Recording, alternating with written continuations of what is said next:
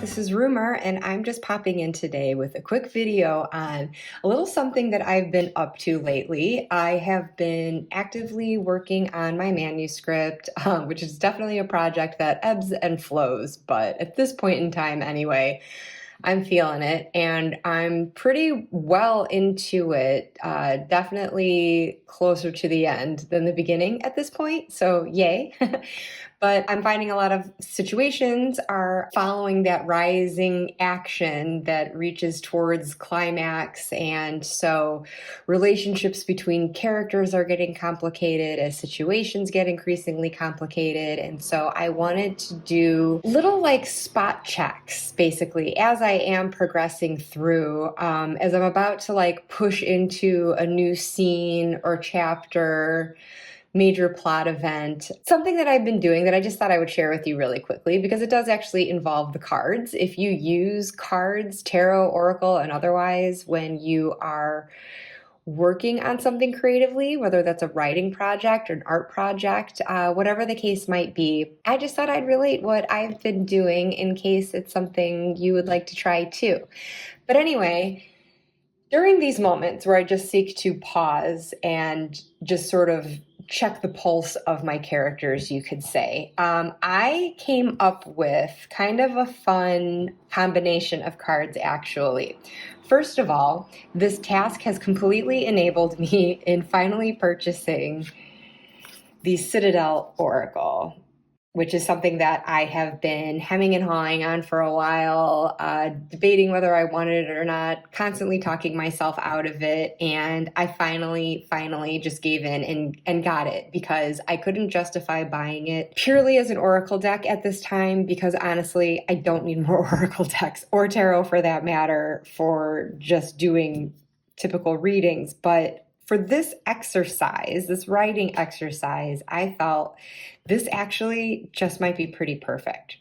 So in addition to this, Candy at Candy Soul and Soil had shown this Hollow Woods deck at her channel. She was using it as a pairing for another deck, and I can't remember what that was, but it was just really cool. And then looking further into it, I realized that it's not an oracle deck so much as a storytelling card game, as we see here. So it's based on traditional Victorian games, I believe, where the cards, if you set them side by side, they will connect with a panoramic view of a scene, but there's something different going on in each one of these, but then you can see this whole layout. And there have been other tarot and oracle decks that have done something like this. I think of Prisma Visions and Cosma Visions usually have cards that you could line up like this, and there are others too. But anyway, like I said, this isn't so much an oracle deck that it's being marketed as a storytelling card game. And I haven't even like read what the rules would be if you were to approach it that way, but I'll show you what I'm doing with it in the meantime. But I also just think it's really cool that Candy is using it as an oracle deck because of course there's a lot you can intuitively draw from an image, and of course that's what I need for my purposes here too. So in looking for this, as soon as I saw it on her channel and it clicked for me what this could be used for, I hopped on Amazon UK.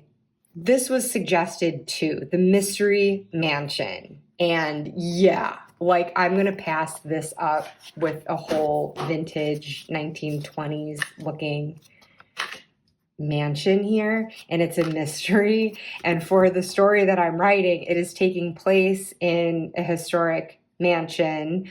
There are 2 layers of mystery at least going on at the moment. And so this was just so perfect to me. So now to get to what I am using these 3 decks for. And as I'm thinking about it now, I have no idea how I'm going to get all of this to show up on camera, but I'm going to do my best. But here we go. This is what I'm working with. So I can approach this any number of ways. I'm certain I will as I continue. But after doing a couple rounds so far for my own personal purposes, I have been doing it where I want to look at three characters in tandem with each other. And I think part of the reason why I feel such a need to do this for this story is the fact that this is probably the largest cast of characters I've ever written in a novel, short story. It's been a handful, and I think that's a big part of the reason why it's taking me so long to like muddle through this manuscript, because it is a lot of people to develop and feel like they're not just two-dimensional pictures on paper. I want them to feel more flesh and blood and have inner and external conflicts, and especially with like their interactions with each other. And some people have known each other for years and others are only just meeting for the first time in the story. It gets complicated. And so this is where, again, I just want to do that sort of pulse check. And not just looking at a character in isolation, because I do feel like I've got a good idea of who they are individually, but this is also to see them in relation to each other, not necessarily over the course of the whole story, at least in this moment. So it's like whatever point I'm at in the story, whatever scene, event I'm focusing on, this is my snapshot of these characters at this time. For some reason, I've been doing it in threes, but I expect to play around with that more as I do this more. But I'm not even going to like shuffle. I'm not doing a real character analysis here. But what I've done in looking at three characters is shuffle the deck and then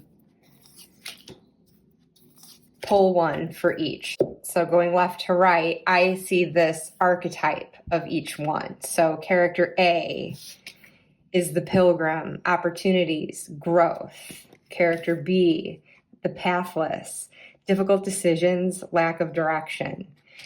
Character C, the tailor, attention to detail, pride. So of course, there is this great guidebook that gets into more description of these different archetypal characters.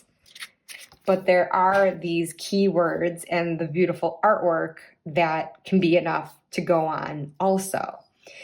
So once I sort of take a glance at that, I don't dive too deep into it just at this level, because there are three decks. So there are three levels to this. So the Mystery Mansion is actually the next one that I will shuffle and draw three cards from. And what I want this to represent, and I'm going to zoom out just a little bit if I can. There we go. I'm sitting at my desk today, if you notice a difference. I'm not at my tarot table. But this next layer that I use this Mystery Mansion to represent is the snapshot of where my character is at right now, as far as like how they are occupying physical space, basically, where they not literally are in the house, as in, okay, let me just flip cards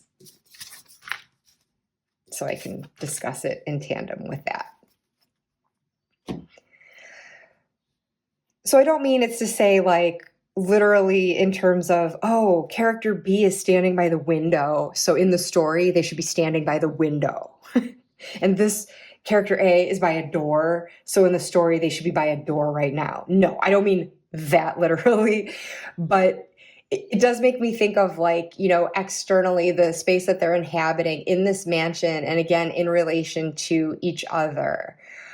Where are they as people in this story and in relation to each other? So if I'm looking at character A, who is the pilgrim, opportunities, growth, then looking at this picture would give me the sense that like, well, maybe someone is seeing an opportunity, not through a literal doorway, but where they're at in this scene, in this house at this time, they're kind of noticing something that maybe others aren't, because character B is looking at something else entirely. So even if these characters in my story are just like in the same room staring right at each other, there's something literally or figuratively that they may be perceiving differently from each other. Like the pathless here, difficult decisions, lack of direction. This person just might not even realize what they're seeing. I feel like this one is being very perceptive and observant and wanting to use what they're perceiving as an opportunity for their character growth, perhaps. Where this person maybe is just not even seeing what's right in front of their face, or they are, and they're just not taking any action towards it. And then the Taylor for character C, attention to detail, pride. Well, where is character C in this? You have to look closely to see. I don't know. This is what's great with these cards is it's all up to interpretation. I mean, there's no one set thing you're supposed to take away from an image. Yes, this person could be dead. They could have been stabbed by this knife and someone ran from the room and dropped it. They could just be like sleeping or like passed out because they drank too much. And, there could be a whole other reason why this knife happens to be laying there. So it's really, again, intuitive what you draw from that. Just like with this one, the planes that she's seeing. Okay, are they just kind of doing tricks in the sky, or are they kind of crashing? Are they in combat with each other? So anyways, so in terms of this, I'm seeing like, all right, these two are not on the same wavelength as far as what they're noticing and how they're taking advantage of opportunities presented to them. And this person who has the attention to detail and the pride, they're just kind of checked out. And you know what? This could even be in the sense of maybe they've had it with these two and they're just taking a time out. And this is more of a like Four of Swords type of laying down where they are just like absenting themselves from the situation, choosing to take themselves away from it. And maybe they have stormed out as a point of pride. Maybe there's been some sort of altercation. It really depends what's going on in the story. And I'm not speaking in terms of what is going on in my story right now. I'm just kind of riffing with a hypothetical here. But hopefully this kind of illustrates how I might use this. So it is very much looking down as columns for each individual character and seeing how these things tie together. But then I'm also wanting to see the tableau of how this is playing out, these archetypes and whatever I'm intuitively drawing from this in relation to each other. Because my story, I do have a lot of people occupying this one setting. And so it's difficult for them to escape each other. But there are certainly other rooms they could go to. And then this might make me think in terms of literally having someone just walk out of the room, maybe in anger. Maybe their pride's been hurt, or again, maybe just like wanting that mental break from these people because things are getting hairy with that and they're just off to contemplate something else. Again, I haven't even read more on these archetypes to know how I could go deeper with that. I am just playing off right now what I'm seeing with the keywords there. So if this is the characters, sort of like the archetype that they're fulfilling, either over the course of the story or just in this moment of time, this is how it's playing out in the scene at hand. But then the Hollow Woods,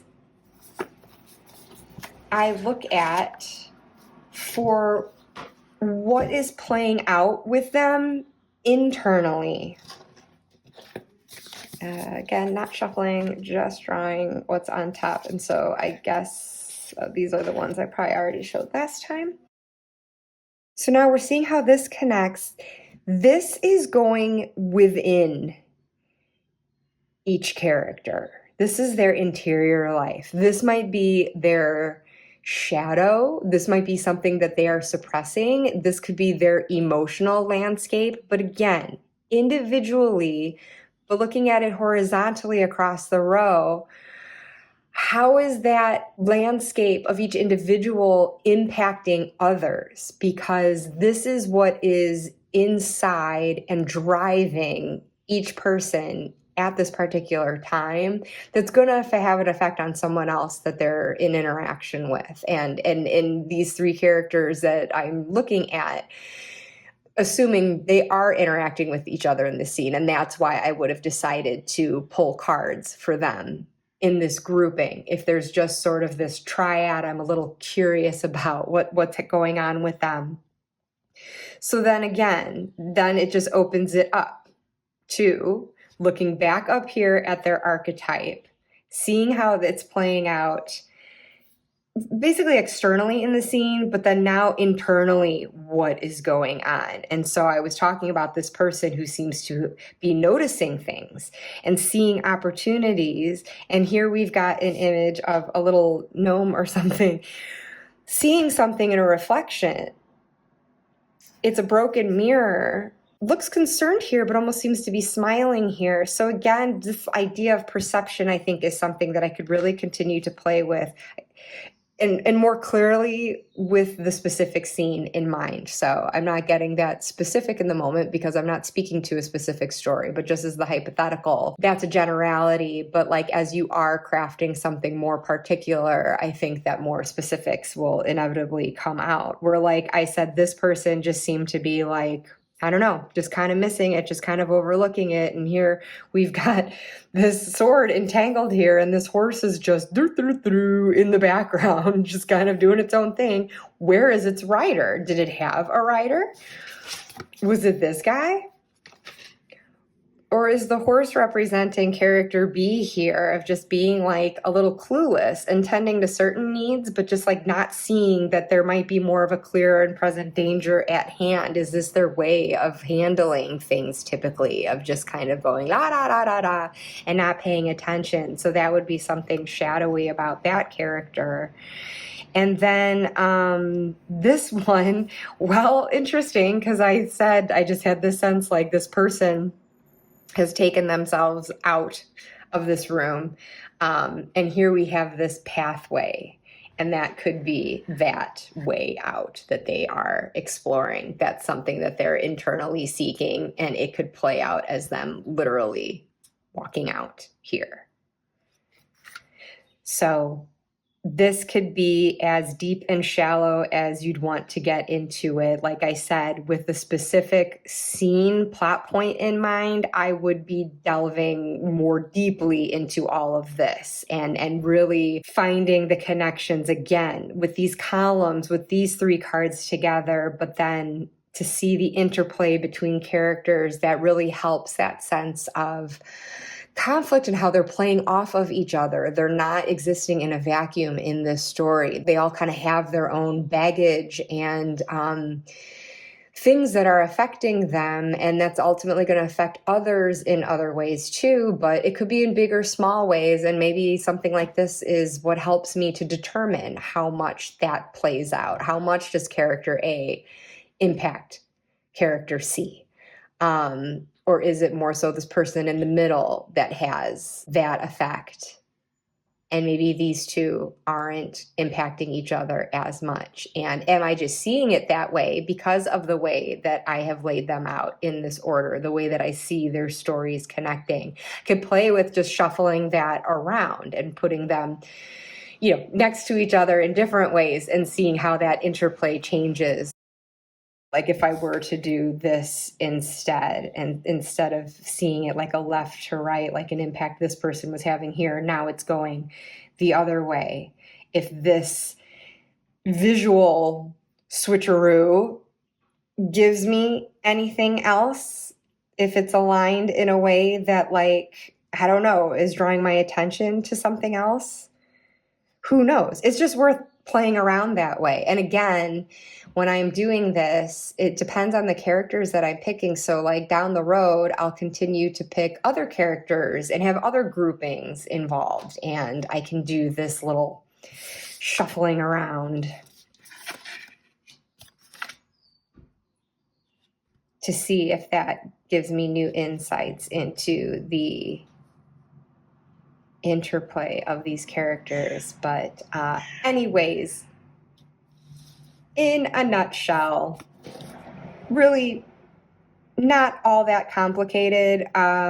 Sometimes something difficult to verbalize, though. I mean, there's something like instinctive that hits me so far in this process, and I can find the words for the story, but sort of the essence that I'm pulling away from here might still be in the abstract. But I feel like that's where this layer does help me think of things in more concrete terms to like actually write out some action for the story, but not leaving out that emotional undercurrent that is there. So I do not see how I can get all of this adequately in one shot, but just to recap, Citadel Oracle to show like what archetype my character is fulfilling at a given point, how they are acting basically in the scene and in relation to each other, sort of the action at that point. But then this is the emotional, subconscious underlayer that is feeding that action. It's what's underlying and driving characters to do and behave the way that they are. So, however helpful that may or may not be to you, I just wanted to share it because it's been fun. It kind of feels like a game. It's kind of a neat thing to do. Oops, sorry. When I am maybe a little bit stuck, if I'm a little blocked, this kind of helps to jog things loose. And it also offers a confirmation. It's not like I do it because I'm clueless what to write next. It's just usually because I've got the inkling. Maybe I've got different paths I could take with it though. And so then this can just kind of help me decide, like get a sense of the trajectory of things and what I should follow. And maybe if there is something I haven't thought of yet, it can give the idea to spur on. As always, though, whenever I talk about cards in relation to my writing, I am not letting them tell me what to do. This is purely a creative exercise for inspiration, if that's needed, for reinforcement. As I said, also, if I have my ideas and I can see that validated in the cards, it helps to have that, boost of confidence when I see that reinforced. And again, it might reinforce what I'm already wanting to do, but then adding like an extra idea to enrich that. And that's ultimately how it is. I can take or leave anything, but it gives me such tremendous food for thought. And it's sometimes just taking the cards out in that physical act of shuffling and then just being able to visually look at images instead of words. Again, it's just that perfect shift that I might need if I'm going a little brain dead staring at my screen. So there we go. I'll stop babbling about it, but these are my tools so far. I would love to hear from you if you do anything similar with your creative work. And if so, what is it and what do you use? Let me know in the comments, please. And until next time, bye-bye.